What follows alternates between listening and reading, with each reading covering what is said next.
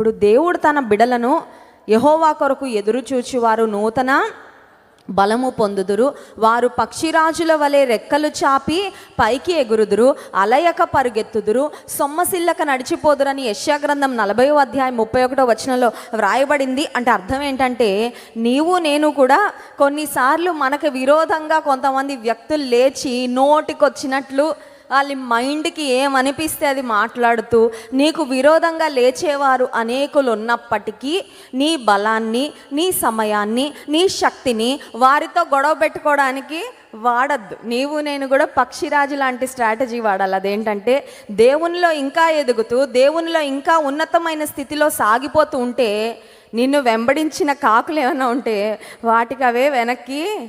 కొన్నిసార్లు అపవాది కూడా కొంతమందిని రేపుతాడండి. కొంతమందిని మనకు విరోధంగా రేపుతాడు, కొంతమందిని మనకు విరోధంగా మరి పని చేసేలాగా, మాట్లాడేలాగా, మన మార్గాలను బ్లాక్ చేసేలాగా వాడు కొంతమందిని పంపిస్తాడు, ఏజెంట్లని. అయినప్పటికీ దేవుని వైపు చూస్తూ విశ్వాసముతో మరి ముందుకు వెళ్తే దేవుడు విజయాన్ని ఖచ్చితంగా తన ప్రజలకు అనుగ్రహిస్తాడు. హల్లెలూయా.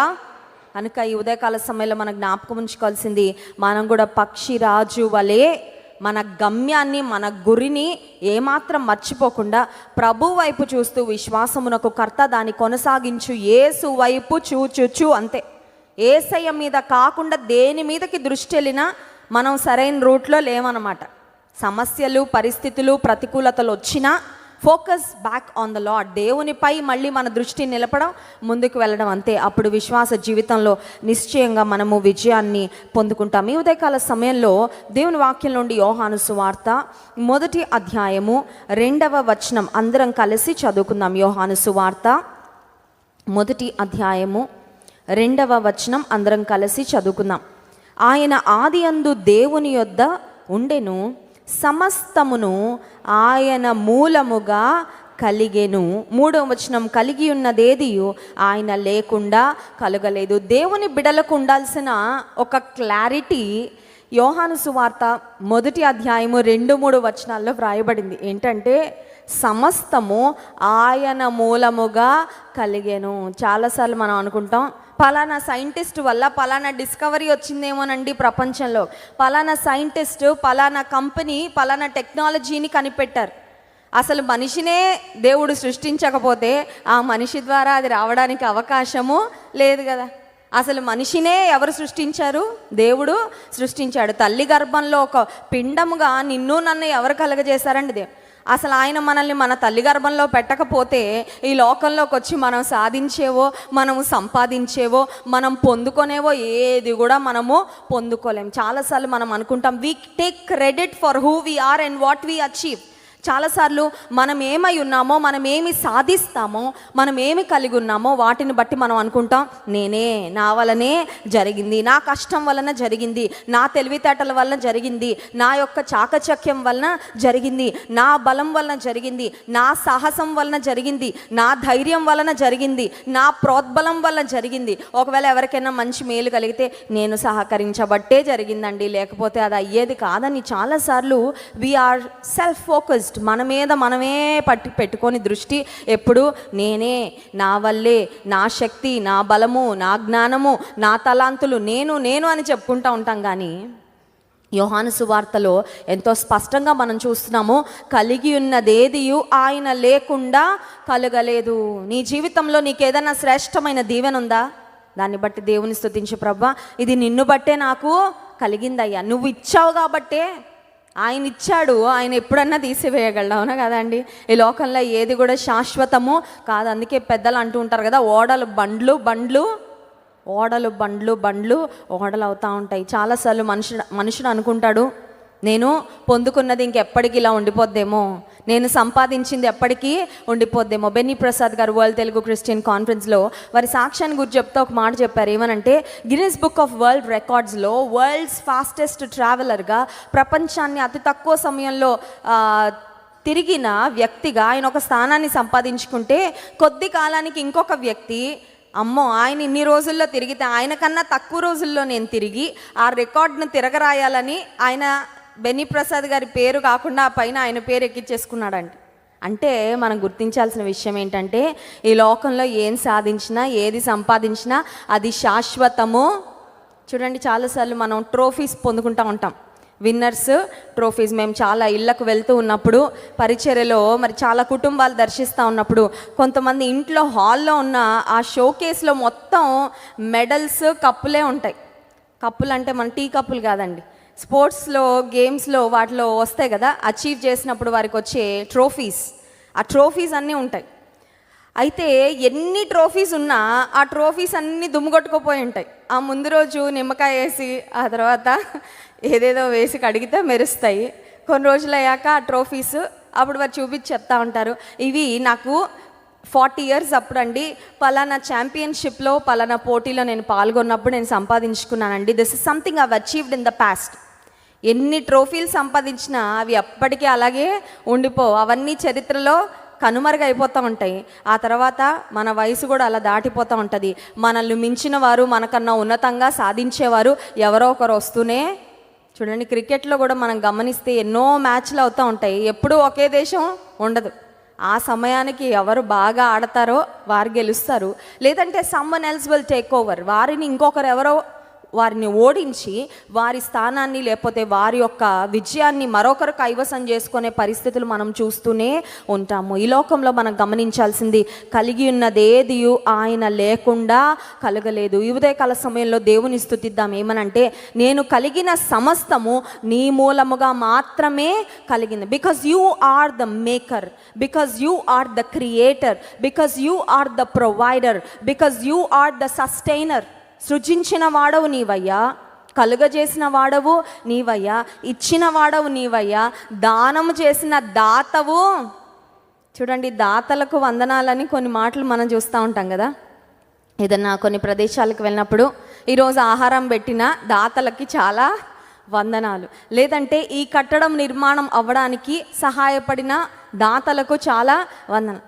మనం చిన్న దానం చేసేసి నేను పెద్ద దాతనని ఫీల్ అవుతూ ఉంటాం కదా. I'm a great giver, I'm a lavish giver. కానీ అందరికన్నా గొప్ప దాత ఎవరు తెలుసా అండి? Great giver is Jesus. Hallelujah. గొప్ప దాత అండి. ఈ ప్రపంచంలో ఉన్న అందరి అవసరతలు తీర్చడానికి ఆయన దగ్గర ఉందండి. He has everything you need. ఉదయకాల సమయంలో నీకు కావలసినవన్నీ నీ పరలోకపు తండ్రి దగ్గర ఉన్నాయి. ఇంతవరకు నువ్వు పొందుకున్నవి కూడా ఆయన మూలముగానే, ఆయన ద్వారానే నీవు నేను పొందుకున్నాము అని జ్ఞాపకం ఉంచుకున్నప్పుడు మనలో కృతజ్ఞత ఉంటుంది. ఎప్పుడైతే దేవుని నుండి పొందుకున్నామని మర్చిపోతామో వెంటనే మనలోకి ఫీలింగ్ వస్తుంది. అదేంటంటే, నేను సంపాదించుకున్నా, నేను సాధించుకున్నా, నేను కష్టపడ్డానికి నీకు ప్రాణం ఎవరు పెట్టారు? దేవుడే కదా. నువ్వు కష్టపడ్డానికి నీకు ఆరోగ్యం ఎవరిచ్చారు? దేవుడే కదా. నీకు ఆయుష్ ఎవరిచ్చారు? జీవితాన్ని అనుభవించడానికి ఎంతో కష్టపడి సంపాదించి కరెక్ట్గా అనుభవించే సమయానికి వచ్చేసరికి చనిపోయిన వాళ్ళు ఉన్నారు తెలుసా ఈ ప్రపంచంలో. ఆశీర్వాదాలు పొందుకోవడమే కాదండి, వాటిని అనుభవించడానికి కూడా జీవితము కావాలి. అది ఎవరిస్తారు? ప్రభు వల్లనే. కలిగి ఉన్నదేది ఆయన లేకుండా కలగలేదు. కనుక దేవుని బిడ్డలంగా ఎప్పుడూ ప్రభువును స్తుతించి కృతజ్ఞత కలిగి ఉండాలి. ఏమనంటే, నేనేం కలిగి ఉన్నానో అవన్నీ నీ ద్వారానే, నీ మూలముగానే నేను పొందుకున్నానయ్యా. రెండవదిగా 1 యోహాను పత్రిక 3వ అధ్యాయము 19వ వచనం చూడండి. 1 యోహాను పత్రిక 3వ అధ్యాయము 19వ వచనం అందరం కలిసి చదువుదాం. ఇందువలన మనము సత్య సంబంధులమని ఎరుగుదుము, దేవుడు మన హృదయము కంటే అధికుడై సమస్తమును ఎరిగి ఉన్నాడు గనుక మన హృదయము ఏ విషయములలో మన యందు దోషారోపణ చేయునో ఆయా విషయములలో ఆయన ఎదుట మన హృదయములను సమ్మతి పరుచుకొందము. ప్రారంభంలో వ్రాయబడిన మాట, దేవుడు మన హృదయముల కంటే అధికుడై సమస్తమును ఎరిగి ఉన్నాడు. దేవునికి అన్నీ తెలుసండి. ఎవరి గురించి తెలుసండి? అందరి గురించి తెలుసు. అన్నిటి గురించి దేవుణ్ణి ఎవ్వరు కూడా బోల్తా కొట్టించలేరు. దేవుని ఎవరు కూడా మభ్య పెట్టలేరు. దేవుని ఎవరు కూడా భ్రమ పెట్టలేరు. దేవుని ముందు ఎవరు కూడా నటించలేరు. దేవుని కళ్ళు ఎవ్వరు కూడా కప్పలేరు. ఈ రోజుల్లో చాలామంది అనుకుంటా ఉన్నారు, మేము ఎవరి కళ్ళైనా కప్పేయగలమండి. హైదరాబాద్లో ఎయిర్పోర్ట్లో చాలాసార్లు చెకింగ్ చేస్తూ ఉంటారండి. చెకింగ్ చేస్తూ ఉంటారు ఇన్స్పెక్షన్ ఆఫీసర్స్. ఎవరైనా వేరే దేశాల నుండి వస్తే కొంతమంది అట డ్రగ్స్ ప్యాకెట్స్ను లేదంటే బంగారపు పొడిని షూస్లో పెట్టుకొని వచ్చేస్తూ ఉంటారండి. సాక్స్లో పెట్టుకొని వచ్చేసి ఎవరికి తెలియదు. మరికొంతమంది ఈ రోజుల్లో మనుషులకు తెలివి ఎంత ఎక్కువైపోతుందంటే వారు ఏదన్నా కనుక నా సామగ్రిని వేరే దేశాల్లోకి వాళ్ళు రహస్యంగా తీసుకురావాలి అని అనుకున్నప్పుడు కొంతమందిని వాడి వారికి ఆపరేషన్ చేయించి వారి కడుపులో పెట్టి కుట్లు వేయించేస్తున్నారండి. అంటే కొంతమంది డబ్బు కోసము ఎంతటి స్థితికైనా దిగజారడానికి సిద్ధంగా ఉంటారు. డబ్బు మీద ఆశ, ధనాశ అవ్వచ్చు, దురాశ అవ్వచ్చు, లేకపోతే కొంచెం కష్టపడితే కొంచెం పొట్ట కోయించుకొని లోపల పెట్టుకొని మళ్ళీ పొట్ట కోయించుకొని బయటకు వచ్చేసిన తర్వాత ఎవరికి దొరక్కపోతే మా ఫ్యామిలీ సెటిల్ అయిపోద్ది కదా, నేను అది కొనుక్కోవచ్చు కదా, ఇది కొనుక్కోవచ్చు కదా అని ఏ దురాశ తెలియదు. కానీ కొంతమంది ఆయా దేశాల నుండి వస్తూ అలౌ చేయబడని మరి వస్తువులను లేదంటే ఆ సామగ్రిని బాడీలో కూడా వారు కోసుకొని పొట్లాలుగా పెట్టించుకున్న స్కానింగ్ చేసినప్పుడు ఇన్స్పెక్షన్ ఆఫీసర్స్ పట్టుకొని వారిని జైలుకు కటకటాల వెనక్కు పంపించిన సందర్భాలు ఉన్నాయి. మనిషికే దేవుడు ఇంత జ్ఞానం ఇస్తే మన హృదయం లోపల ఎన్ని పొరలున్నా, మన రహస్య జీవితంలో ఎన్ని సంఘటనలు జరుగుతున్నా, మన రహస్యంగా ఎన్ని ఆలోచనలు కలిగి ఉన్నా దేవుడు అవన్నీ గమనించడా అండి? దేవుడు అవన్నీ తెలుసుకోడా? దేవుడు మన హృదయములకు అధికుడై ఉండి, హృదయము కంటే అధికుడై ఉండి సమస్తమును ఎరిగి ఉన్నాడు. దేవుని వాక్యం సెలవిస్తుంది మన దేహంలో ఒక మోసకరమైన అవయవం ఉందండి. ఏంటది చెప్పాలి? హృదయము. డేంజర్ అంటది. హృదయం మీద ఏం స్టిక్కర్ వేయాలా? మీరు చూసారా? కొన్ని ప్రదేశాల్లో ఫైర్ ఉంది, డేంజర్ అని రాస్తారు. డు నాట్ టచ్ ఫైర్ అని రాస్తారు, ఎందుకంటే డేంజర్.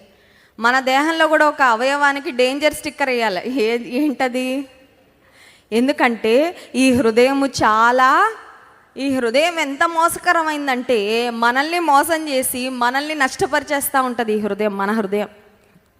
ఒకవేళ నీ హృదయము నిన్ను మోసగించడం వలన అవివేకంతో, అజ్ఞానంతో, అజాగ్రత్తతో నీవు పాపం చేసినప్పటికీ నీవు నేను గనుక మన హృదయముల కంటే అధికుడైన దేవుని చేతిలో మన హృదయాన్ని పెడితే మన హృదయము మనల్ని మోసగించకుండా, నా కుమారుడా నీ హృదయమును నాకు ఏమడుగుతున్నాడు దేవుడు ఉదయకాల సమయంలో మన నుండి? ఏమడుగుతున్నాడండి? మన వాలెట్లో ఉన్న డబ్బులు అడుగుతున్నాడా? దేవుడు మన జీవితాలలో ఏమడుగుతున్నాడు? మన తల వెంట్రుకలు అడుగుతున్నాడా? చాలామంది వెళ్ళి తల వెంట్రుకలు సమర్పించుకుంటూ ఉంటారు ఆయా ప్రదేశాల్లో. దేవుడికి చెప్తారు, దేవుడా నువ్వు పలానా కార్యం చేసావంటే, కొంతమంది వారి దేవుళ్ళ దగ్గర మొక్కుబడి చేసుకుంటూ ఉంటారు. పలానా కార్యం చేసావంటే నా తల ఇచ్చేస్తాను, నా తల వెంట్రుకలు ఇచ్చేస్తానని. ఒక అతను అన్నాడు, తల వెంట్రుకలే గనక తిరిగి మొలవంటే ఎంతమంది ఇస్తారు తల వెంట్రుకలు?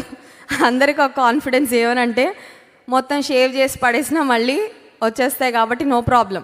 తల వెంట్రుకలు దేవుడికి ఏదో పెద్ద గొప్ప దానం ఇచ్చేస్తున్నాడు. ఏం చేసుకుంటాడండి? ఎందుకు మన వెంట్రుకలు ఎందుకు? కొబ్బరికాయలు కొడతా ఉంటారు చాలామంది దేవుడి దగ్గరికి వెళ్ళి. అవన్నీ ఆ తర్వాత పూజారి లేకపోతే అక్కడ ఉండే వాళ్ళందరూ వెళ్ళి రెస్టారెంట్లకు అమ్ముతారంట. అక్కడ రెస్టారెంట్లో కొబ్బరి పచ్చడి చేయడానికి తెలుసా మీకు? నువ్వు కొడుతున్నావు కానీ అది దానివల్ల దేవుడు సంతోషిస్తాడా? నీ కొబ్బరికాయలు, నీ టెంకాయలు, నీ వంకాయలు, కుళ్ళిపోయిన కూరగాయలు ఇవి కావాలా దేవుడికి? నీ తల వెంట్రుకలు కానీ ఏం చేసుకుంటాడు దేవుడు? 1000 కొండల మీది పశువులు అన్నీ ఆయనవే, భూమి దాని సంపూర్ణత ఆయనదే. But what is the lord asking of us? ఉదయకాల సమయంలో ఏం కోరుకుంటున్నాడు దేవుడు? సర్వ సృష్టికర్త అయిన దేవుడు, సర్వశక్తిమంతుడైన దేవుడు ఏం ఆశిస్తున్నాడంటే నీ హృదయం నాకు, నా కుమారుడా, నా కుమార్తె, నీ హృదయం నాకు, నీ హృదయము నా హృదయం ఆయన చేతిలో పెడితే సమస్తమును ఎరిగిన దేవుడు, మన హృదయముల కంటే అధికుడైన దేవుడు సమస్త కార్యములలో మనలను ఆయన చిత్తానుసారముగా నడిపించేవాడు. హల్లెలూయా. ఒక పాట ఉంటుందండి, సండే స్కూల్ పాట. అదేంటంటే don't play hide and seek from the lord who loves you అని. దేవుని నుండి దాగుడు మూతలు, కొంతమంది దాగుడు మూతలు ఆడుతూ ఉంటారు కదండి.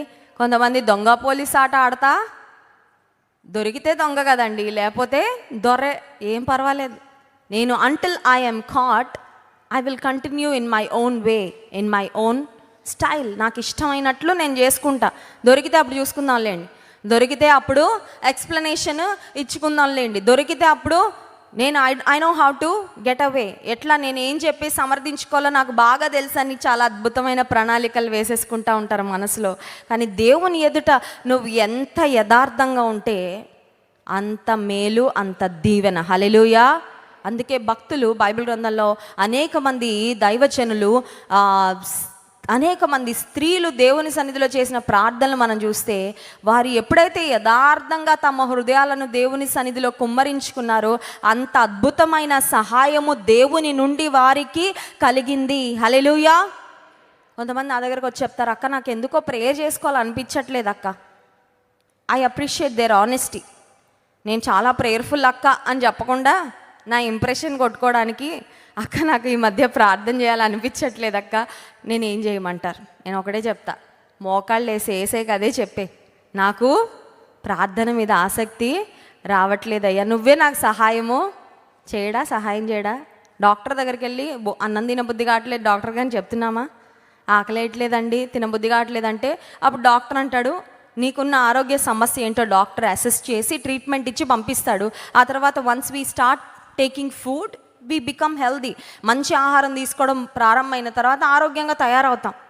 నీకు ఏ సమస్య ఉన్నా, ఏ ఇబ్బంది ఉన్నా, కళ్ళు సరిగ్గా పనిచేయట్లేదా, ఆప్థమాలజిస్ట్ దగ్గరికి వెళ్ళండి అని చెప్పట్లా. కళ్ళు సరిగ్గా పనిచేయట్లేదంటే ఏ విషయాలు చెప్తున్నానంటే, ఏవి చూడాలో అవి చూడకుండా, ఏవి చూడాలో అవి చూడకుండా, ఏవి చూడకూడదో అవి చూస్తున్నావా? కొంతమందికి కళ్ళు ఎప్పుడు ఏవి చూడకూడదు వాటి మీదకే. ఇతరులది నీ పొరుగువాని దగు దేనినైనాను ఆశింప. పొద్దున్న లేచిన దగ్గర నుండి కొంతమంది కళ్ళు పక్కింట్లోనే ఉంటాయి. వాళ్ళు ఏం చేస్తున్నారు, వాళ్ళు ఏం తెచ్చుకుంటున్నారు, వాళ్ళు ఎక్కడికి వెళ్తున్నారు, వీళ్ళ రీసెర్చ్ అనమాట. వీళ్ళ రీసెర్చ్ టాపిక్ ఎవరంటే పక్కింటోళ్ళు. నీకు ఎవరిచ్చారమ్మా ప్రాజెక్టు? నువ్వు వాళ్ళ మీద రీసెర్చ్ చేస్తే నీకు PhD వస్తుంది అనుకుంటున్నావా? నీకేమి రాదు, నష్టపోతావు. ఒక ఆవిడంట తన భర్తతో ప్రతిరోజు డైనింగ్ టేబుల్ దగ్గర కూర్చొని పక్కింటి వారిని చూస్తూ, ఆ పక్కింటి ఆవిడ రోజు అదేంటో కానీ వీళ్ళు భోజనం చేసే సమయానికి ఆ పక్కింటి ఆవిడ బట్టలు ఉతికి ఆరేస్తూ ఉండేదంట. బట్టలు ఉతికి ఆరేస్తుంటే ఈవిడ తన భర్తతో ప్రతిరోజు అనేదండి, పక్కింటి ఆవిడ వేస్ట్ అండి, పని చేయడమే చేత కాదు, ఆమె బట్టలు ఎప్పుడు మురిగ్గానే ఉంటాయి, ఆమె ఆరేసే ప్రతి బట్టకు మరకలే ఉంటాయి, ఆమెకి బుద్ధి ఎప్పుడు వస్తుందో అని ప్రతిరోజు ఆమె గురించి చెడుగా మాట్లాడేదంట. వారం రోజులు పోయిన తర్వాత ఒకరోజు భార్య భర్తలు ఇద్దరు తిరిగి భోజనం చేస్తుంటే, ఆ రోజు ఆ పక్కింటి ఆమె వేస్తున్న బట్టలు చాలా క్లీన్గా ఉన్నాయంట, బట్టల మీద మరకలు స్టెయిన్స్ లేవంట. భార్య అంటుందంట, ఇంతకాలానికైనా పక్కింటి ఆవిడకి బుద్ధి వచ్చిందండి, నాకు చాలా అంటే ఈవిడేదో పెద్ద గొప్పదిలాగా, ఆవిడేదో తక్కువదిలాగా తను హెచ్చించుకుంటూ ప్రక్కనున్న ఆమెని కించపరుస్తూ మాట్లాడుతుంటే భర్త అన్నాడంట, నిన్న సాయంత్రము నేను మన కిటికీకి చాలా మరకలుంటే తుడిచానమ్మా, అందుకని నీకు ఇవాళ అలా.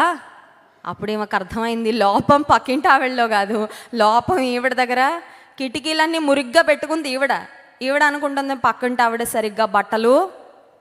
పొరుగువారిని చూస్తూ విమర్శిస్తూ, పొరుగువారిని చూసి నీకు అర్థమైంది సగం అర్థంగా అంది ఎంతో, దాని గురించి ఎన్నెన్నో ప్రచారాలు చేస్తూ, దుష్ప్రచారాలు చేస్తూ నీ నోటిని దుర్నీతికి సాధనంగా వాడుతున్నావా? దేవుడు మన హృదయముల కంటే అధికుడు. కొన్నిసార్లు మనం అనుకుంటాం, నా అంత భక్తిపరురాలు లేదు, నా అంత భక్తిపరుడు లేడు. ప్రక్కవారితో మన భక్తిని పోల్చుకొని, వారికన్నా నేను ఎంత గొప్పదాన్నో తెలుసా అండి, ఇతరుల కంటే నేను ఎంత ప్రార్థన చేస్తానో తెలుసా అండి, ఇతరుల కన్నా నేను ఎంత ప్రేమిస్తానో తెలుసా అండి, నువ్వు ఇతరులతో పోల్చుకొని నిన్ను గూర్చి గొప్పగా చెప్పుకుంటున్నావు, అక్కడే ఉంది గర్వం. అవునా కదా? నువ్వు ఇతరుల కంటే మంచిదానివని ఫీల్ అవుతున్నావు, అదే పొరపాటు. ఎందుకంటే నిన్ను పక్కన వాళ్ళతో పోల్చి దేవుడు ఎప్పుడు మార్కులు వేయడు. నా బిడ్డ, నువ్వు నా ఎదుట యథార్థంగా ఉండు, నాకు ఇష్టంగా బ్రతుకు, నా చిత్తంలో సాగిపో, నేను కోరుకున్నట్లుగా జీవించాను దేవుడు అంటున్నాడు. కానీ పక్కోళ్ళ కంటే నువ్వు, వాళ్ళు 10 అబద్ధాలు ఆడితే నువ్వు 5 ఆడుతున్నావు, అమ్మ నువ్వు చాలా మంచిదాను అని అనడండి దేవుడు. కనుక మన జ్ఞాపకం ఉంచుకోవాల్సిన రెండో ప్రాముఖ్యమైన అంశము, దేవుడు మన హృదయముల కంటే అధికుడై ఉండి ఆయన సమస్తమును ఎరిగియున్నాడు అని మనము జ్ఞాపకము ఉంచుకోవాలి. ఏమి చేసినా, ఎక్కడకు వెళ్ళినా, ఎటువంటి పరిస్థితుల్లో ఉన్నా, let us always remember that the Lord knows everything, every single detail about your life. దేవుడు ప్రతి చిన్న విషయాన్ని పట్టించుకొని ప్రతి చిన్న విషయంలో నీకు నాకు సహాయం చేసేవాడు అని మనం ఎప్పుడు కూడా మర్చిపోకూడదు. మూడవదిగా చూడండి, 1 తిమోతి పత్రిక 6వ అధ్యాయము 17వ వచనం. 1 తిమోతి పత్రిక 6వ అధ్యాయము 17వ వచనం. అందరం కలిసి చదువుదాం. ఇహమందు ధనవంతులైన వారు గర్విష్ఠులు కాక, అస్థిరమైన ధనమునందు నమ్మిక ఉంచక, సుఖముగా అనుభవించుటకు సమస్తమును మనకు ధారాళముగా దయచేయు దేవుని యందే నమ్మిక ఉంచుడని ఆజ్ఞాపించుము. సమస్తమును ధారాళముగా దయచేయు దేవుడు. ఈ రోజుల్లో మాల్ కల్చర్ బాగా ఎక్కువైపోయింది. నిన్న మేము బెంగళూరులో ఉన్నాము. మన చర్చ్ మెంబర్స్ ఒకరి వివాహం కొరకు వెళ్ళడం జరిగింది. అయితే అక్కడున్న మన బ్రదర్స్ చెప్తా ఉన్నారు ఏమనంటే, అన్న ఇక్కడ చాలా మాల్స్ ఉన్నాయి, బెంగళూరులో మాల్స్ చాలా ఎక్కువ అయిపోతూ ఉన్నాయి, మాల్స్కు డిమాండ్ కూడా చాలా ఎక్కువ. సమ్మర్ అయిందంటే మాల్స్లో వెళ్ళి కూర్చుంటారు చాలామంది. ఎందుకు? ఏసీ కోసం. వెరీ గుడ్, మీకు బాగా తెలుసు. ఇంకొంతమంది మాల్కి వెళ్తారు ఎందుకంటే ఏమంటారంటే నయనానందం అంటారేమో, దాన్ని చూసి తృప్తి పడిపోదామని. ఏమి కొనరు, షాప్కి వెళ్ళి అన్నీ బయట ఇస్తారు. ఆ మూలది ఈ మూలది, అది తీయమ్మ ఇది తీయమ్మ, అది చూపించమ్మా ఇది చూపించమ్మా అని అన్నీ చూసేసి మళ్ళీ రేపు వస్తాంలే అని బయటకు వచ్చేస్తారు. వాళ్ళకి ఏంటి తృప్తి అంటే చూసి తృప్తి పడిపోతారు అనమాట. చూసి విండో షాపింగ్ అంటారు కదా దాన్ని, విండో షాపింగ్. మరి కొంతమంది ఉంటారు ఆఫర్ ఉందని వెళ్తారు, ఆఫర్ ఉందని వెళ్ళి అవసరం లేనివన్నీ కొనుక్కొచ్చి అడగ మీద పెడతారు. ఏంటండి, ఆఫర్ ఉంది కాబట్టి తక్కువ రేటుకి వస్తున్నాయి కదా, ఏమో ఎప్పటికైనా ఉపయోగపడతాయేమో అని ఒక అవసరం లేని వస్తువులన్నీ 10 ఉంటాయి ఇంట్లో. ఎందుకంటే ఆఫర్ ఆఫర్ అని ఎప్పుడు కొనేసి పెట్టేసింది అమ్మగారు అదండి. చాలాసార్లు బయటకు వెళ్ళినప్పుడు, ప్రాముఖ్యంగా షాపింగ్కి వెళ్ళినప్పుడు ఆశా నిగ్రహము చాలా, ఆత్మఫలములో ఆశా నిగ్రహం ఉందా లేదా అనేది ఎప్పుడు బయటపడుతుందంటే ప్రాముఖ్యంగా స్త్రీలకి షాపింగ్కు వెళ్ళినప్పుడు. మరి పురుషులకి శోధనలు ఎలా ఉంటాయో మరి నాకు పెద్దగా తెలియదు, కానీ బట్ మన జీవితాల్లో మనకు శోధనలు చాలా వస్తూ ఉంటాయి. ఆశా నిగ్రహాన్ని కోల్పోయే పరిస్థితులు మనకి చాలా కలుగుతూ ఉంటాయి. సమస్తమును ధారాళముగా దయచేసేది దేవుడే. షాపింగ్ మాల్స్కి అంత డిమాండ్ ఎందుకు వచ్చిందంటే అన్నీ ఒక దగ్గర దొరికేస్తాయి, అవునా కదండి. సూపర్ మార్కెట్, హైపర్ మార్కెట్ కూడా ఎందుకు అంత డిమాండ్ అంటే ఒక్కొక్క వస్తువు కొరకు నేను ఒక్కొక్క షాప్కి వెళ్ళాల్సిన అవసరం లేదండి. I get everything I need in one place. ఒక్క ప్లేస్లో ఒక్క స్టాప్లో నా పనులన్నీ అయిపోతాయని చాలామంది మాల్స్కి వెళ్తూ ఉన్నారు, లేదంటే పెద్ద పెద్ద షాపింగ్ ప్లేసెస్కు, కాంప్లెక్స్లు ఇలాంటి వాటికి వెళ్తూ ఉంటారు. ఎందుకంటే పనులన్నీ ఒకే దగ్గర, కావాల్సినవన్నీ ఒకే దగ్గర దొరికేస్తాయి. దేవుడు సమస్తమును దయచేసేవాడంట. హల్లెలూయా. కొన్నే దయచేసేవాడు, కొన్ని డిపార్ట్మెంట్స్కే పరిమితం కాదు. కొంతమంది అనుకుంటారు దేవుడు అంటే కేవలం మన ఆత్మీయ జీవితం కొరకేనండి. కాదండి. నీ ఆత్మ గురించి దేవునికి ఎంత శ్రద్ధ ఉందో, నీ శరీరాన్ని గుర్చి, నీ దేహాన్ని గుర్చి, నీ ఆరోగ్యాన్ని గుర్చి, నీ కుటుంబాన్ని గుర్చి, నీ ఉద్యోగాన్ని గుర్చి, నీ ఆర్థిక సంబంధమైన పరిస్థితుల గురించి కూడా దేవునికి అంతే శ్రద్ధ ఉంది. కానీ నీవు నేను చేయాల్సింది ఏంటంటే మన మార్గాలన్నీ ఆయనకు అప్పగించాలంట. సామెతల గ్రంథం 3వ అధ్యాయంలో వ్రాయబడిన మాట చూడండి. నీ స్వబుద్ధిని ఆధారము చేసుకొనక నీ పూర్ణ హృదయముతో యెహోవా యందు నమ్మిక ఉంచి నీ ప్రవర్తన అంతటి యందు ఆయన అధికారమునకు ఒప్పుకో. ప్రవర్తన అంతటి యందు, ఇంట్లో ఉన్నప్పుడు, ఉద్యోగానికి వెళ్ళినప్పుడు, బయట వెళ్ళినప్పుడు, బయట తిరిగినప్పుడు, నీ పనులు చేసుకుంటున్నప్పుడు, నీవు పడుకున్నప్పుడు, in everything, in all your ways acknowledge him and he will make your paths straight. మన ప్రవర్తన అంతటి యందు ఆయన అధికారానికి ఒప్పుకుంటే ఆయన మన త్రోవలను సరళము చేస్తాడు అని దేవుని వాక్యం సెలవిస్తుంది. తిరిగి 1 తిమోతి పత్రికలో మనం చదువుకున్న 6వ అధ్యాయము లేఖన భాగానికి మనం వచ్చినట్లయితే, దేవుడు మనకు సమస్తము దేకాల సమయంలో maybe you have not prayed for a certain thing in your life so far, maybe you just kept wishing. కొన్నిసార్లు కొన్ని ఓన్లీ ఆశపడుతూ ఉంటాం, పొందుకుంటే బాగుండు, ఇస్తే బాగుండు దేవుడు అని. ఇస్తే బాగుండు అనుకోకు, అడుగు.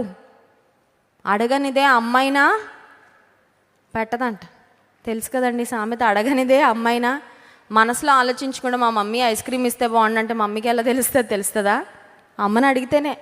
నాకు బిర్యానీ తినాలని ఉంది, మమ్మీ ఎందుకు తెలుసుకోలేదు, మమ్మీ ఎందుకు చేయలేదని తెలియదు. నువ్వు అడుగు, అడిగితే అమ్మ బ్రహ్మాండంగా చేసి పెడుతుంది. చక్కగా కడుపు నిండా తినచ్చు, సంతోషించవచ్చు. చాలాసార్లు మనసులో ఆలోచించుకుంటూ దేవునికి నా ఆలోచన తెలుసు కాబట్టి నేను అడగకపోయినా పర్వాలేదు అనుకుంటే మీరు అడగకనే పొందకై ఉన్నారంట. ఎందుకు పొందట్లేదు? దేవుడు ఇవ్వలేక కాదు, దేవుని దగ్గర ఆశీర్వాదాలు లేక కాదు, దేవునికి నిన్ను ఆశీర్వదించడం నీకు ఇవ్వడం ఇష్టం లేక కానే కాదు. You are not receiving because you have failed in asking. అడగడంలో నువ్వు విఫలం అయిపోయి, నీకు అడగడం చేతవట్ల. అడగడం కూడా చేతవ్వకపోతే ఇంకేం చేతవుతుందండి మనకి? అందుకే కొన్నిసార్లు నేను అడుగుతా, ప్రభా నేను ఏం ప్రార్థన చేయాలో నాకు నేర్పించాయ్యా. ఎందుకంటే నేను తెలివి తక్కువ ప్రార్థన చేసి నేను నీవు కోరుకున్న దాన్ని కాకుండా మరొకటి నేను అడిగానంటే నేను నష్టపోతా. Teach me what to ask. నేను ఏం అడగాలో కూడా నాకు నువ్వే నేర్పించాయ్యా. నీ చిత్తానుసారంగా ఎలా అడగాలో నాకు నేర్పించు. నేను నోరు తెరిచి నీ సన్నిధిలో యుక్తముగా ప్రార్థన చేయడం నాకు నేర్పించు. The more you depend on the Lord, the more you see the guidance and the hand of the Lord in your life. ఎంత ఎక్కువగా దేవుని మీద ఆధారపడతావో, దేవుని యొక్క నడిపింపు, దేవుని యొక్క సహాయము అంత ఎక్కువగా మనం పొందుకుంటాం. వరల్డ్ తెలుగు క్రిస్టియన్ కాన్ఫరెన్స్ ఫ్రెష్గా మొన్నే జరిగింది.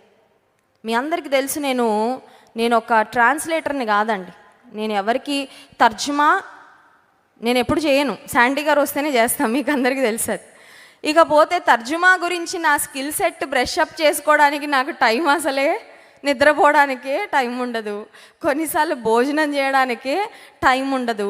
మన క్రైస్ట్ వర్షిప్ సెంటర్ బ్రాంచెస్ విస్తరిస్తూ ఉంటే దైవజనులు నేను ఒకటే తీర్మానం తీసుకున్నా. మన బ్రాంచెస్ ఇవన్నీ దైవజనులు అనౌన్స్ చేస్తుండే ఒకటే ప్రార్థన చేసుకున్నా, ప్రభా దైవజనుడు జాన్ వెస్లీ గారు నాకు ఈ వారం అక్కడికి వెళ్ళు అంటే అది నా భర్త నుండి ఒక అసైన్మెంట్గా కాదు, కానీ దైవజనుని ద్వారా నువ్వు ఇస్తున్న అసైన్మెంట్గా నేను తీసుకొని వెళ్తా. నువ్వు ఎక్కడికి వెళ్ళమంటే అక్కడికి, 10 మంది ఉన్న చోటికి దైవజనుడు వెళ్ళమన్నా నేను ఒక తీర్మానం తీసుకున్నాను అండి. కాబట్టి ఈ మన బ్రాంచెస్ ప్రారంభమైన తర్వాత నాకు సమయం ఎక్కువగా దొరకట్లేదు. సరే, మన దగ్గరికి బెన్నీ ప్రసాద్ గారు 2వ రోజు వచ్చారు. ఆయన వచ్చిన రోజు దాదాపు 3 ట్రాన్స్లేట్ చేయాల్సిన పరిస్థితి. ఒక ప్రక్క బెన్నీ ప్రసాద్ గారు, శాండీ గారు, క్యావల్ గారు. ఆ రోజు మీరందరూ ఇక్కడ కూర్చున్నారు హ్యాపీగా, కానీ నా మనసులో నాకు చాలా ఆందోళనగా ఉంది. ఏమనంటే నేను సరిగ్గా చేయగలనా? ఎందుకంటే నాకు ప్రాక్టీస్ లేదు. నేను తెలుగు మీడియంలో చదవాలా. నేను ఇండియా వచ్చే వరకు తెలుగు బైబిల్ కూడా చదివేదాన్ని కాదు, ఎప్పుడు చిన్నప్పటి నుండి ఇంగ్లీష్ బైబిల్ అలవాటు. అయితే నేను వెనక రూమ్లోకి వెళ్ళి మోకాళ్ళు వేసి దేవుని సన్నిధిలో ఒకటే అడిగా, ప్రభా నేను ఏం మాట్లాడాలో నా నోట్లో నువ్వు పెట్టా మాట. నాకు ఆ క్షణం నేను నిలబడినప్పుడు ఒక్కొక్క మాట దైవజనులు గొప్ప సందేశాలతో వచ్చారు. నాకు తెలుసు, ఖండాలు దాటి అమెరికా నుండి వాళ్ళు ప్రయాణం చేసుకుంటూ వచ్చారు, ఎంతో దూర ప్రాంతాల నుండి వచ్చారు. నీ ప్రజల కొరకు ఒక అద్భుతమైన సందేశం తీసుకొచ్చారు. కానీ నేను తర్జుమా చేయకపోతే చాలామందికి అది అర్థము అవ్వదు. కాబట్టి ఐ నీడ్ యు నౌ.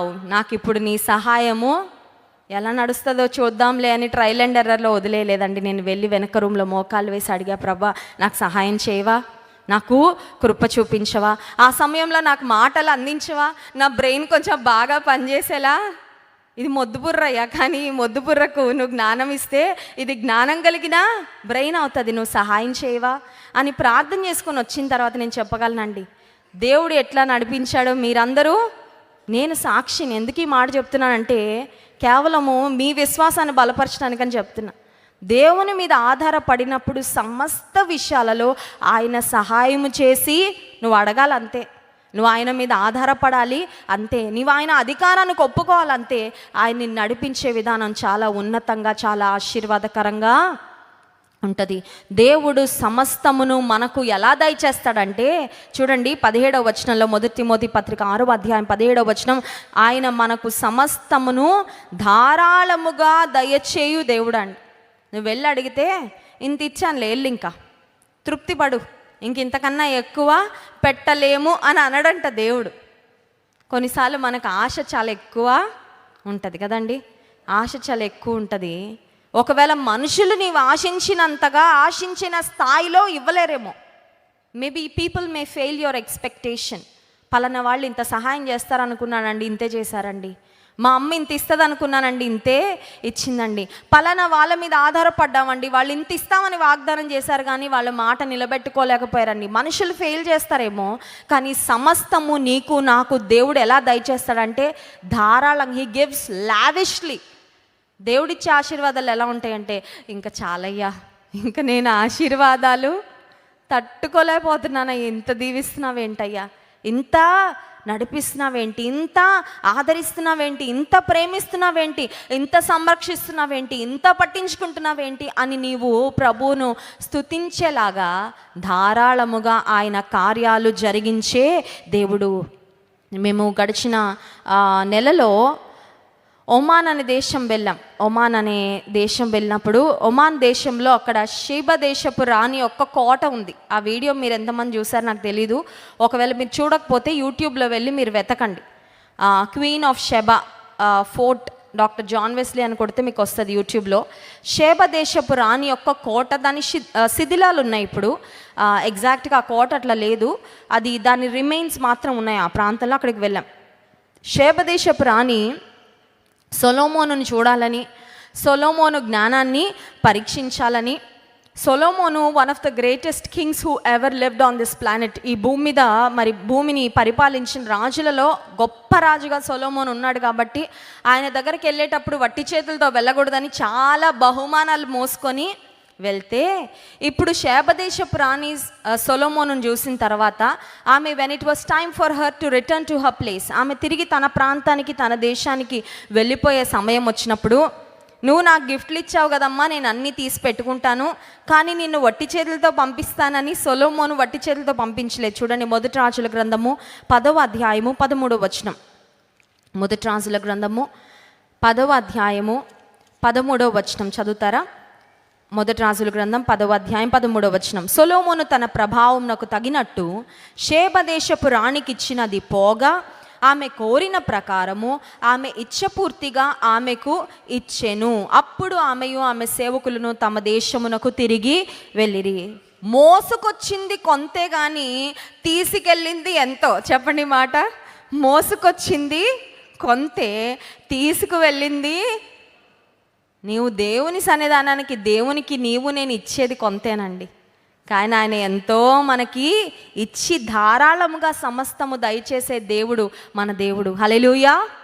ఇప్పుడు షేబదేశపు రానంట సొలొమోను దగ్గరకు వచ్చిన తర్వాత ఆమె 3 రకాలుగా పొందుకుంది బహుమానాలు. ఎలా ఆ 3 రకాలు ఏంటంటే, మొట్టమొదటిగా 13వ వచనంలో సొలొమోను తన ప్రభావమునకు తగినట్టు, నా గొప్పతనాన్ని నేను ఇచ్చే విధానంలో చూపించుకుంటానని, he gave out of his royal bounty అని ఉంటుంది. రాజులు పుచ్చుకునే దగ్గర కాదు, ఇచ్చే దగ్గర వారి గొప్పతనాన్ని నిజంగా గొప్ప వ్యక్తులు ఎవరంటే తీసుకునేవారు కాదండి, ఇచ్చేవారు గొప్పవారు. హల్లెలూయా. మనం అనుకుంటా పుచ్చుకునే వాళ్ళు గొప్ప వాళ్ళన్నో, పుచ్చుకొనుట కంటే ఇచ్చుట ధన్యత. దేవుడు ఉత్సాహముగా ఇచ్చువారిని ఎప్పుడు అడగాలి మనం, ప్రభా నేను how can I be a giver, నేను ఇచ్చే వ్యక్తిగా ఎలాగా ఉండాలయ్యా, నాకు సహాయం, నేను ఇచ్చే వ్యక్తిగా ఉండాలని.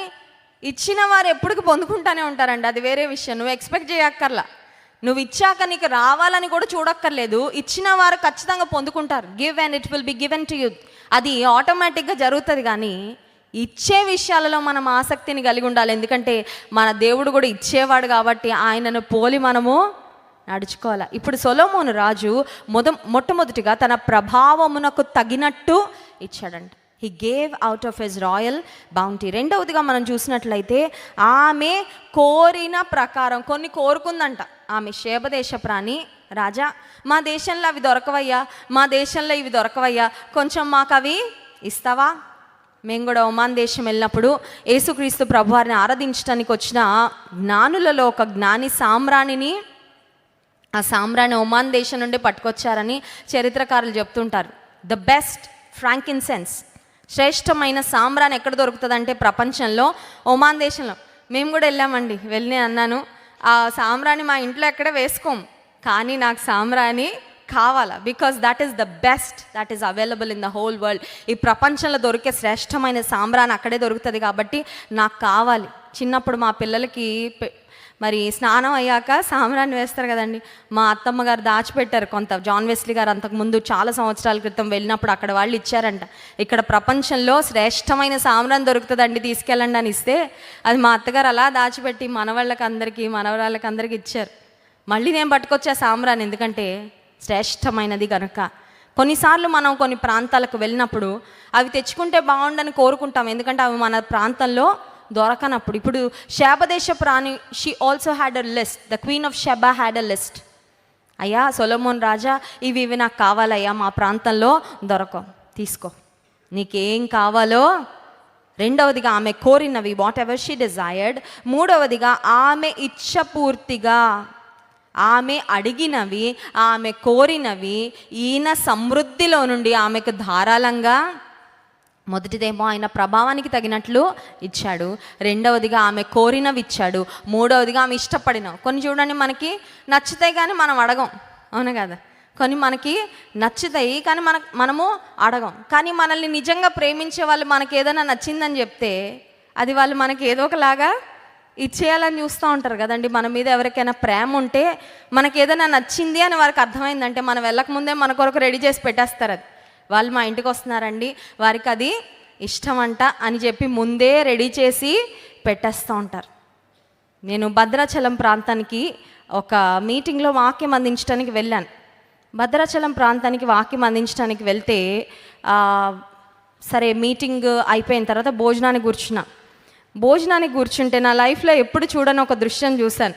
ఆ రోజు చాలా పెద్ద మీటింగ్ జరిగింది, చాలా వేల మంది ప్రజలు వచ్చారు, అందరికీ భోజనాలు ఉన్నాయి. నేను కూర్చోగానే రైస్ వడ్డించగానే పాస్టమ్మ గారు ఒక గిన్నెలో ఆ రోజు ఎన్ని కోళ్ళు కోసారో ఆ కోళ్ళన్నిటి మెడలు ఉన్నాయి ఆ గిన్నెలో. అయితే అది నాకు వేస్తున్నారు. నేను అంటున్నాను, నేను షాక్ అయిపోతున్నాను అన్నమాట ఫస్ట్. ఎందుకంటే కోడి కూరలో మనకి మెడ ముక్క ఎక్కడో వెతుక్కుంటే మనకు దొరుకుతుంది. మొత్తం ఒక 50 మెడలు ఉన్నాయి అందులో.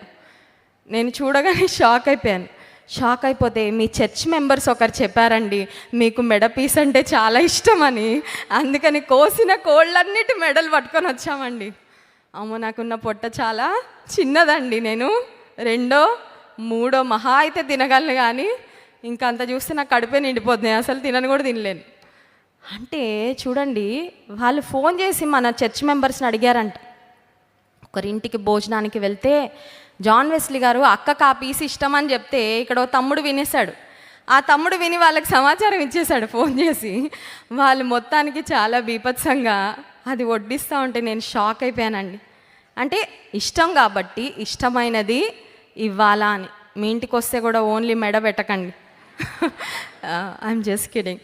సరే, ఆమె ఇష్టపడినవి, షేబదేశపు రాణి ఇష్టపడినవి ఆమెకు సొలొమోను రాజు, ఒక ఆఫ్టర్ ఆల్ ఒక రాజే ఆయనను చూడ్డానికి వచ్చిన ఒక ఆమెను అంత సంతోషపరిచి పంపిస్తే, నీవు నేను ఆయన బిడ్డలమండి, ఆయన బిడ్డలము.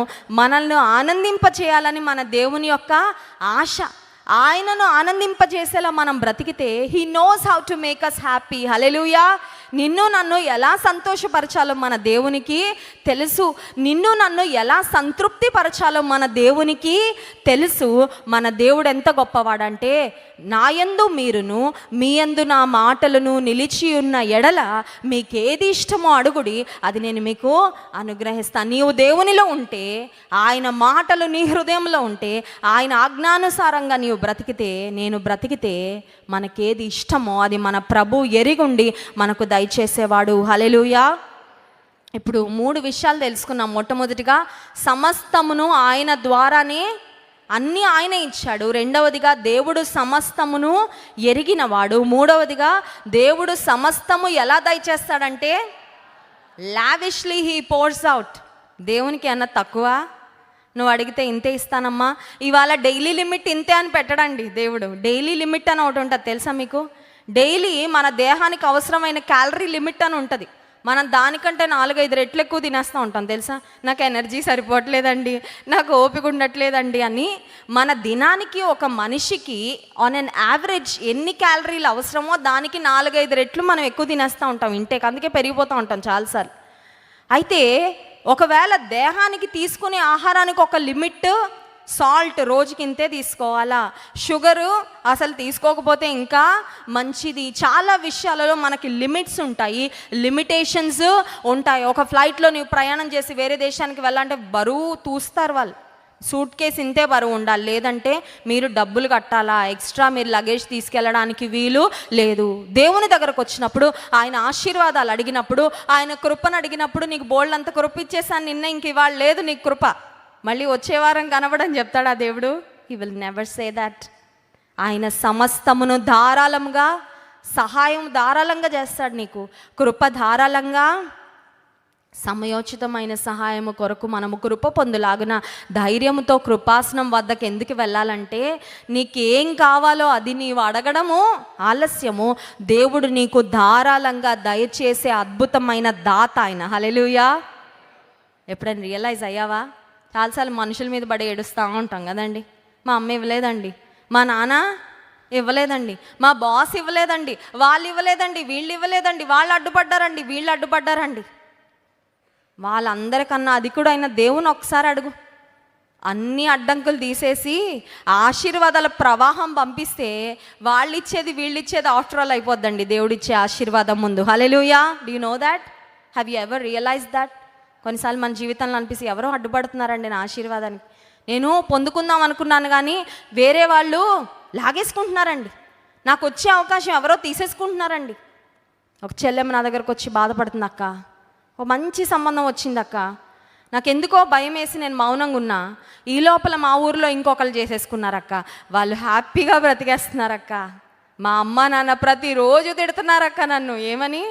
మంచి సంబంధం వస్తే నోరు మూసుకొని ఏం చెప్పకుండా పోయిందిగా ఆశీర్వాదం. నేను ఒకటే చెప్పా, నీ కోసం అయింది నీ కొరకు ఆగుతుంది, అది ఎవరు తీసేసుకోరు. నీ కొరకు దేవుడు ఏర్పరిచినది 600 అయినా అది ఖచ్చితంగా నీ దగ్గరికి వస్తుంది. నువ్వు కనిపెట్టి నిరీక్షణ, బాధపడదు. Don't look at lost opportunities. పోయిన అవకాశాల వైపు చూసి ఏమాత్రం కూడా బాధపడద్దు చెల్లెమ్మ. నీ కోసమైనది దేవుడు నీ కొరకు ఖచ్చితంగా ఏర్పాటు చేస్తాడు, ఖచ్చితంగా దేవుడు సహాయము పంపిస్తాడు.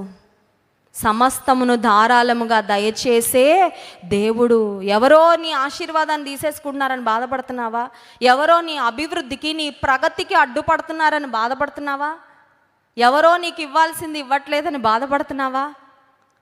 యోసేపు తండ్రి దగ్గర ఉంటే ఎంత ఆస్తి వచ్చేదో, ఎన్ని డబ్బులు వచ్చేవో తెలియదు కానీ పరలోకపు తండ్రి చేతిలోకి వెళ్ళాక ఇంటిల్లి పాదిని పోషించే స్థితికి వెళ్ళిపోయాడండి. హల్లెలూయా.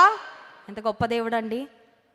కుటుంబం మొత్తం కాందాన్ అందరిని వేసుకొచ్చేయమన్నాడు కదా, నేను చూసుకుంటా, I will provide for you and your families. యోసేపు తన సహోదరులకు చెప్తున్నాడు, నాన్నను, తల్లిని, what ever who ever is in the family, వాళ్ళందరినీ నేను చూసుకుంటా, ప్లీజ్ కమ్, నా దగ్గరికి రండి. గోషన్ అనే ప్రాంతంలో వారిని పెట్టి ఎంత అద్భుతంగా పోషించాడండి యోసేపు. అంత స్థాయికి ఎలా ఎదిగాడంటే పరలోకపు తండ్రి చేతి వైపు చూడడం యోసేపు నేర్చుకున్నాడు. Stop complaining. వాళ్ళు చేయలేదు, వీళ్ళు చేయలేదు, వాళ్ళు ఇవ్వలేదు, వీళ్ళు ఇవ్వలేదు, వాళ్ళు ఆపుతున్నారు, వీళ్ళు ఆపుతున్నారు, ఎవరు ఆపలేరు. నువ్వు దేవుని చేతిలో ఉంటే, ఆయన బలిష్టమైన చేతి క్రింద దీన మనస్కులై ఉంటే తగిన సమయమందు ఆయన హెచ్చించేవాడు, తగిన సమయమందు ఆయన దయచేసేవాడు. ఇప్పుడు దేవుడు ఇచ్చేవాడని వింటున్నాము, దేవుడు సమస్తమును ఎరిగిన వాడని వింటున్నాము, దేవుడు సమస్తమును కలుగ చేశాడని వింటున్నాం. But what about us? మనం ఓన్లీ తీసుకోవడమేనా, ఇవ్వడం ఏమైనా ఉంటుందా?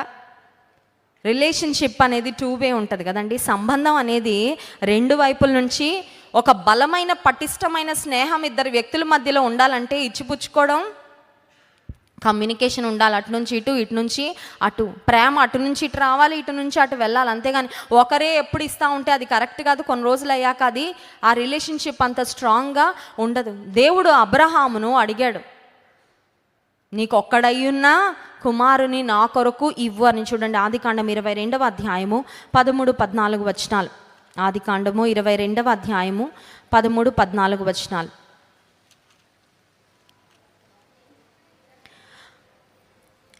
అప్పుడు ఆయన ఆ చిన్నవాని మీద చెయ్యి వేయకము. అప్పుడు అబ్రహాము కన్నులెత్తి చూడగా పొదలో కొమ్ములు తగులుకొని ఉన్న ఒక పొట్టేలు వెనుక తట్టున కనబడెను. అబ్రహాము వెళ్ళి ఆ పొట్టేలును పట్టుకొని తన కుమారునికి మారుగా పెట్టి దహన బలిగా అర్పించెను. అబ్రహాము ఆ చోటికి యెహోవా ఈరే అని పేరు పెట్టెను. తన కుమారునికి బదులుగా, దేవుడు తన కుమారునికి బదులుగా ఒక పొట్టేలును ఎప్పుడు ఏర్పాటు చేశాడు అని ఆలోచిస్తే, అబ్రహాముకి ఇచ్చేశాను, నా కుమారుడు నాకు ఉండడు అని తీర్మానం తీసుకున్న తర్వాత అప్పుడు అన్నాడు దేవుడు, I'm giving your son back to you. Abraham విశ్వాసానికి గొప్ప పరీక్ష దేవుడు పెట్టాడు. If your faith is not tested, it is not a real faith. మన విశ్వాసం పరీక్షించబడకపోతే అది నిజమైన విశ్వాసము కానే కాదు. చాలాసార్లు అనుకుంటే చాలా విశ్వాసం ఉందండి, చాలా కంట్రోల్ ఉంటుందండి నాకు. ఆ కంట్రోల్ ఎప్పుడు బయటపడుతుందంటే ఎవరైనా వచ్చి నిన్ను ఇరిటేట్ చేసేవారు. ఇరిటేట్ చేశాక తెలుస్తుంది నీకు ఎంత కంట్రోల్. ఎవరైనా నీ మీద చెడుగా మాట్లాడాక తెలుస్తుంది నీవు ఎలా ప్రతిఘటిస్తావు. అప్పటి వరకు పరిస్థితి రానంత వరకు నువ్వు అనుకుంటావు నేను చాలా కంట్రోల్ కలిగిన, చాలా సౌమ్యురాలనండి, చాలా శాంతపర్రాలనండి, చాలా మంచిదానండి, చాలా దైవికమైన వ్యక్తినండి. ఎప్పటి వరకు? శోధన వచ్చే వరకు. శోధన వచ్చాక బయటపడుతుంది మన విశ్వాసం ఏంటో, మన భక్తి ఏంటో. అబ్రహాం యొక్క విశ్వాసానికి గొప్ప పరీక్ష దేవుడు పెట్టినప్పుడు తన కుమారుని ఇవ్వడానికి వెనుదీయకుండా దేవునికి అర్పించడానికి సిద్ధపడిపోయి ఆల్మోస్ట్ కత్తెత్తాడు. ఇంకొక 1 సెకండ్ అయింటే కొడుకు చనిపోయేవాడు. ఆ సమయంలో దేవుడు అంటున్నాడు ఆ చిన్నవాని మీద చెయ్యి. I don't need your son Abraham, I'm just testing your faith. కేవలం నీ సమర్పణ ఎంతో, నీ విశ్వాసం ఎంతో పరీక్ష. నాకు అక్కర్లా నీ కొడుకు, నాకు అక్కర్లేదు. నీ కుమారునికి బదులుగా పొదలో కొమ్ములు తగులుకున్న పొట్టేలను తీసుకొచ్చి అర్పించు అని దేవుడు చెప్పినప్పుడు అబ్రహాం ఆ స్థలానికి ఏం పేరు పెట్టాడంట? యెహోవా. ఈ మాట చెప్తారా? యెహోవా ఈరే. అబ్రహాము సంగతులు, అబ్రహాము యొక్క కార్యాలు నెరవేర్చి అక్కడ ప్రొవైడ్ చేసిన దేవుడు మనకు కూడా యెహోవా ఈరేగా నేటికి మనతో కూడా ఉన్నాడు. హల్లెలూయా. నేను చూసుకుంటాడండి యెహోవా. మనం ఎప్పుడు పాడుతూ ఉంటాం కదా, యెహోవా ఈరే, అన్నీ అన్నీ చూసుకుంటాడు. భయపడాల్సిన అవసరం లేదు. You don't have to live in fear, you don't have to live in insecurity, you don't have to live in stress. ఎప్పుడు ఏమవుతుంది. తండ్రి చేతిలో పెట్టావు కదా, తండ్రికి అప్పగించుకున్నావు కదా, తండ్రి మీద ఆధారపడుతున్నావు కదా, అన్నీ ఆయన ఖచ్చితంగా అన్నీ చూసుకుంటాడు. అబ్రహాము దేవునికి ఒక మాట చెప్పాలంటే, దేవుడు అబ్రహాము కుమారుడైన ఇస్సాకును అడిగినప్పుడు అబ్రహాంకి ఏమనిపించి ఉంటుందంటే, ఆస్తంతా అడగయ్యా ఇస్తాను కానీ కొడుకుని మాత్రం అడగద్దయ్యా. కొన్నిసార్లు ఎవరికైనా మనం ఏమన్నా ఇవ్వాలంటే మన దగ్గర ఉన్నది అత్యంత విలువైనది అదే అనిపిస్తుంది మనకు, అవును కదా? ఎవరికైనా ఏదన్నా ఇవ్వాల్సి వస్తే నా దగ్గర ఉన్నది ఇదే కదండి, ఇది కూడా ఇవ్వమంటారా? చూడండి, ఇచ్చే విషయాల్లో మనం చాలా సంకుచిత స్వభావం చూపిస్తూ ఉంటాం. చిన్న పిల్లలకు ఒక డబ్బా నిండా చాక్లెట్లు ఉన్నా మనం ఒక్క చాక్లెట్ అడిగితే ఎలా ఫీల్ అవుతారంటే బాక్స్ అంతా అడిగినట్టు ఫీల్ అవుతారు. నేను ఇవ్వను, నాకు ఇది చాలా అవసరం ఇప్పుడు అన్నట్టు ప్రవర్తిస్తారు. Sometimes when it's time to give, we behave as if that's the most precious thing. కానీ అక్కడ బిహేవ్ కాదు, ఇట్స్ ఆల్మోస్ట్ అ రియాలిటీ. వాస్తవమే అక్కడ అబ్రహాం జీవితంలో. ఎందుకంటే కుమారుడు అండి, ఒక్కడు పుట్టాడు, ఒక్కగానొక్క కుమారుడు. అంతకాలం తర్వాత, అంత ఎదురుచూపు తర్వాత పుట్టాక వీడిని తప్ప ఎవరినైనా అడగయ్యా, నాకున్న సమస్త నువ్వు అడిగేస్తున్నట్టు అనిపిస్తుందయ్యా నాకు. అలా ఎప్పుడైనా అనిపించిందా నీకు? సమస్తం అడిగేస్తున్నట్లుందయ్యా, సమస్తం ఇవ్వాలయ్యా, కొంచెం పెట్టుకుంటానయ్యా నా దగ్గర. దేవుడు తన సమస్తాన్ని దారిపోయలేదా మన కొరకు? సమస్తాన్ని వెనుక తీయకుండా తన సమస్తాన్ని అర్పించాడండి ఆఖరు బొట్టు వరకు. Hallelujah. He gave his everything. చాలాసార్లు సంథింగ్ ఇవ్వడానికే మనం వెనకడుగు వేస్తాం. కొంచెం ఇవ్వడానికే అమ్మో దేవుడికి ఇచ్చేస్తే నాకు ఉండదేమో, దేవుని కోసం పని చేసేస్తే నాకు కాళ్ళ నొప్పులు వచ్చేస్తాయేమో, దేవుని కొరకు నేను ప్రయాసపడితే అదొస్తుందేమో ఇదొస్తుందేమో భయపడి ఆగిపోతూ ఉంటామే. సమస్తము దయచేసే దేవుడు నీ నుండి సంపూర్ణమైన సమర్పణ కూడా కోరుతున్నాడని గుర్తించావా? రెండవదిగా నూతన నిబంధన గ్రంథంలో మనం చూసినట్లయితే బీద విధవరాలు, లూకాసు వార్త 21వ అధ్యాయము, కానుక పెట్టే దగ్గర ఒక బీద విధవరాలు దేవునికి సమర్పించిన విధానం, ఆమె సమర్పణ చాలా గొప్పదండి. లూకాసు వార్త 21వ అధ్యాయము 4వ వచనం. లూకాసు వార్త 21వ అధ్యాయము 4వ వచనం, వారందరూ తమకు కలిగిన సమృద్ధిలో నుండి కానుకలు వేసిరి గాని ఈమె తన లేమిలో తనకు కలిగిన జీవనమంతయు వేసనని వారితో. బీద విధవరాలి పేరు ఎందుకు రాయలేదు కానీ దేవుడు, నేను అనుకుంటాను ఈరోజు ఆమె లాంటి వారు చాలామంది ఉన్నారండి. Hallelujah. There are so many women who love the lord with all their heart more than their own life. ఇక్కడ చర్చ్ కన్స్ట్రక్షన్ అప్పుడు కానీ, చర్చ్ స్థలం కొంటున్నప్పుడు కానీ, మెడికల్ సెంటర్ ప్రారంభం అయ్యాక కానీ, అకౌంట్లో లక్షలు ఉన్న వాళ్ళు, కోట్లు ఉన్న వాళ్ళు ఇవ్వలేనిది ఒక డే టు డే పని చేసుకునే వాళ్ళు చాలామంది పెద్ద పెద్ద స్థితిలో ఉండి ఎంతో ఆశీర్వదించబడిన వారు చాలామంది చేతులు కట్టుకొని ఎండిపోయారండి. జాన్ వెస్లీ గారికి, జోసెఫ్ విజయ్ కుమార్ గారికి దేవుడు ఏదో విధంగా సహాయం పంపిస్తాడేమో చూద్దాంలే అని చేతులు కట్టుకున్న వాళ్ళు ఉన్నారు. కానీ కొంతమంది మన సంఘంలో, మన ఆన్లైన్ ఫ్యామిలీలో రోజు పనికి వెళ్తానమ్మా, కానీ దేవునికి ఇవ్వాలని నాకు అనిపిస్తుంది. కొన్నిసార్లు అలాంటి దీన స్థితిలో ఉండి జాన్ వెస్లీ గారి దగ్గరికి ఎవరైనా కానుక తెస్తే దైవజనుడు ఫస్ట్ ఏమంటాడు తెలుసా? వద్దమ్మా, నీ అవసరాలకు కావాలి కదా, నీ కుటుంబ పోషణ కొరకు వెంటనే తీసుకోడండి దైవజనుడు. మీరు ఎప్పుడైనా చూసారో లేదో కానీ టీం మెంబర్స్కి తెలుసు, అది దగ్గరగా ఉండి పనిచేసే వారికి తెలుసు. దీన స్థితిలో ఉండి ఎవరైనా ఉన్నతంగా దేవునికి ఇస్తుంటే కొన్నిసార్లు దైవజనుడు అంటాడు, వద్దమ్మా, నీ కుటుంబం గురించి ఆలోచించుకో, నీ పరిస్థితి గురించి ఆలోచించుకో, పర్వాలేదంటే, లేదయ్య గారు దేవుడు నన్ను ప్రేరేపించాడండి, నేను ఇవ్వాలనుకుంటున్నాను, నన్ను ఆపద్దు, నేను ఇస్తేనే నాకు ఆనందము, నాకు ఆశీర్వాదం, నేను ఇస్తానని ఇచ్చిన వాళ్ళు చాలామంది ఉన్నారండి. ఎందుకు ఈ మాట చెప్తున్నానంటే, ఆ బీద విధవరాలు 2 కాసులే ఇచ్చినట్లు కనబడింది కానీ that was everything she had. ఆమెకు ఉన్నది అదే, ఇంకేమీ లేదు. మాటలు చెప్పాలంటే ఆమె అకౌంట్ మొత్తం ఖాళీ చేసుకుంది. హల్లెలూయా. తన జీవనం అంతా ఆమె దేవుని కొరకు ఇచ్చింది. అందుకే యేసయ్య ఆమెను గురించి చెప్పకుండా ఉండలేకపోయాడు. హల్లెలూయా. నీవు దేవుని కొరకు సమర్పణతో జీవిస్తే నిన్ను గూర్చి ఆయన మెచ్చుకోకుండా ఉండడు. హల్లెలూయా. చాలాసార్లు మనకు మెప్పుకోవాలంటే చాలా ఇష్టం కదండి.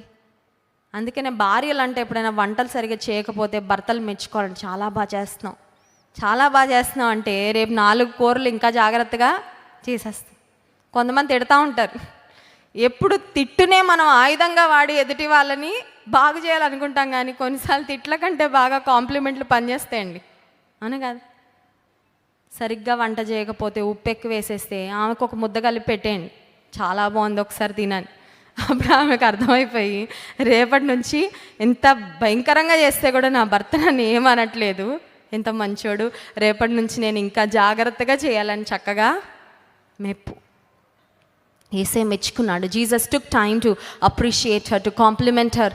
ఆమె యొక్క సమర్పణ కార్యాన్ని బట్టి ఇప్పుడు దేవుడు మన నుంచి ఏం కోరుకుంటున్నాడు? సమస్తము దయచేసేవాడు, సమస్తమును ఎరిగినవాడు, సమస్తమును కలుగజేసినవాడు. మీకా గ్రంథము 6వ అధ్యాయము 8వ వచనం చూడండి. ఈ వచనం చదువుకొని ముగించుకుందాం. మీకా గ్రంథము 6వ అధ్యాయం 8వ వచనం అందరం కలిసి చదువుదామా? మీకా గ్రంథం 6వ అధ్యాయము 8వ వచనం. మనుష్యుడా, ఏది ఉత్తమమో అది నీకు తెలియజేయబడి ఉన్నది. మొట్టమొదటిగా న్యాయముగా నడుచుకొనుటయు, కనికరమును ప్రేమించుటయు, దీన మనసు కలిగి నీ దేవుని ఎదుట ప్రవర్తించుటయు, ఇంతే కదా యెహోవా నిన్ను అడుగు. ఎంత మంచి మాటలండి. దేవుడు ఏమడుగుతున్నాడు? ఇందాక జ్ఞాపకం చేసుకున్నాం కదా, టెంకాయలు, వంకాయలు, తలనీలాలు, కానుకలు, ఇవన్నీ కాదండి, ఇవేవి కాదు దేవుడికి priority. But what is the lord asking? ఏమడుగుతున్నాడు దేవుడు మన నుండి అంటే, మొట్టమొదటిగా న్యాయముగా నడుచుకోండి. న్యాయవంతుడైన దేవుడు, ఆయన బిడ్డలు కూడా న్యాయంగానే, మనం యథార్థవంతులమైతే మన బిడ్డలు యథార్థంగా ఉండాలని మనం కోరుకుంటాం. అవునా కదా? మా పిల్లలు ఏమైనా కింద పడేసి విలువైన పగలగొట్టి విరగొట్టినా నేను కోప్పడినండి. అబద్ధం ఎప్పుడైనా ఆడారంటే నా హృదయం ఎంత గాయపడుతుందో. వారు దేవునికి అయిష్టమైన పని ఏమైనా చేస్తున్నారంటే నేను దేవుని సన్నిధిలో ఆ రోజు ఏడ్చి ప్రార్థన చేస్తా, ప్రభా నా బిడ్డల నోటి నుండి అబద్ధాలు రావద్దయ్యా, నీకు అయిష్టమైన ఏ పని నా బిడ్డలు చేయదు. ఇట్ ఏక్స్ మై హార్ట్, నా హృదయంలో వేదన కలుగుతుంది. చిన్నోళ్ళే వాళ్ళు, ఇంకా ఆ వయసులో probably I was the same, నేను కూడా అట్లనే ఉన్నాను. కానీ యథార్థంగా ప్రభులో సాగుతున్నప్పుడు మా బిడ్డలు కూడా యథార్థంగా ఉండాలని కోరుకుంటున్నాం మనం, అంతే కదా. యథార్థవంతుడైన దేవుడు, న్యాయవంతుడైన దేవుడు ఏం కోరుకుంటున్నాడు? నీవు కూడా న్యాయంగా నా బిడ్డవని చెప్పుకుంటున్నావే, నా పేరు పెట్టుకున్నావే, నన్ను నమ్ముకున్నావే, రక్షణ పొందావే, బల్లలో పాలు పొందుతున్నావే, న్యాయంగా అన్యాయంగా ఉండకు, అన్యాయం చేయక ఎవరికి. దేవుడు కోరుకుంటుంది మొట్టమొదటిగా న్యాయముగా నడుచుకుంటా. రెండవదిగా దేన్ని ప్రేమించాలంటే I love my dog, I love my phone, I love my, అది కాదండి. ఈరోజు మనుషులకి వస్తువుల మీద ఎంత ప్రేమ పెరిగిపోతుందో, అవును కదండి. వస్తువులంటే ఐ లవ్ మై నెక్లెస్ కదండి, ఐ లవ్ మై బైక్, వీటి మీద వస్తువుల మీద ప్రేమ పెరుగుతుంది. కానీ దేవుడు ఏం ఆశిస్తున్నాడో, దేవుని సన్నిధి అంటే ప్రేమ ఉండట్లా, దేవుని మందిరం అంటే ప్రేమ, దేవుని కార్యాలంటే ప్రేమ ఉండట్లా. దేవుడు దేన్ని ప్రేమించమంటున్నాడో దాన్ని ప్రేమించలేకపోతున్నాం, పొరుగువారిని ప్రేమించలేకపోతున్నాం. సెల్ఫ్ లవ్ కొన్నిసార్లు ఎక్కువైపోతుంది కానీ ఇతరులని ప్రేమించలేకపోతుంది. మనల్ని కూడా మనం ప్రేమించుకోవాలి. అందుకే దేవుడు అన్నాడు, నిన్ను వలే. కొన్నిసార్లు నేను తినట్లేదండి, ఎవరికి పెట్టట్లేదండి, న్యాయమే కదండి. నువ్వు తిను, ఇతరులకు కూడా పెట్టు. ఎందుకట్లా? First love your self and love others the way you love your self. నిన్ను వలే నీ పొరుగు వారిని. అంటే తినట్లేదంటే డబ్బు అలా చెప్పట్లేదు నేను, మామూలు భోజనం. ఒక్కొక్క ఆవిడ ఉంటుంది, ఆవిడ ఉపవాసం ఉంటుంది, అందరిని ఉపవాసం పెట్టేస్తుంది. నువ్వు ఉపవాసం ఉంటే ఉండు, అందరి కడుపులు చూడు, ఇంట్లో వాళ్ళని సరిగ్గా పోషించమ్మా, ఇంట్లో వాళ్ళకి సరిగ్గా చూడు. దేవుడు ఏం ప్రేమించాలని కోరుతున్నాడంటే రెండవదిగా కనికరమును, మర్సీ, లవ్ మర్సీ అనే మాట. కనికరము కలిగిన వారిగా, కనికరము గలవారు ధన్యులు, వారు కనికరము. దేవుని కనికరం పొందాలంటే మనం కూడా కనికరాన్ని, మూడో మాట చూడండి, అక్కడ రాయబడిన మూడో మాట, దీన మనస్సు కలిగి నీ దేవుని ఎదుట. దేవుడు కోరుతున్నాడంట, అడుగుతున్నాడంట, నీకు అన్నీ ఇస్తాను కానీ బిడ్డ, నువ్వు మాత్రం నాకు ఇవి ఇవ్వాలా. ఏమి ఇవ్వాలయ్యా? న్యాయంగా ప్రవర్తించు, కనికరమును ప్రేమించు, దీన మనసు కలిగి నడుచుకో. అట్టి కృప దేవుడు మనకు అనుగ్రహించును గాక. ఆమెన్. కళ్ళు మూసుకోండి, ప్రార్థిద్దాం. పరిశుద్ధ మహోన్నతుడా, నీకు స్తోత్రాలు. నీ వాక్యమును బట్టి నిన్ను స్తుతిస్తున్నాం ప్రభా. మాకు సమస్తము ఇచ్చిన వాడవు, మా నుండి ఏమి కోరుతున్నావో మాకు జ్ఞాపకం చేసినందుకు వందనాలు. కనికరమును ప్రేమించే వారముగా, న్యాయముగా ప్రవర్తించే వారముగా ప్రభా, దీన మనసు కలిగి నీ ఎదుట నడిచే వారముగా నీ కృప దాయిచ్చే. సమర్పణతో కూడిన జీవితాలు మాకు ఇవ్వండి ప్రభా. నీ వాక్యాన్ని బట్టి నాయన, నీ వాక్యానుసారముగా మా జీవితాలలో ప్రభా మేము సాగిపోనట్లు కృప చూపండి. రానున్న వారమంతటిలో నీ సన్నిధిలో మేము పొందుకుంటున్న ఆత్మీయమైన బలముతో, శక్తితో శోధనలను జయించి నీ కొరకు సాగిపోయే కృప దయచేయమని ఘనత, మహిమ, ప్రభావం మీకే చెల్లిస్తూ యేసు నామమున ప్రార్థిస్తున్నాం తండ్రి.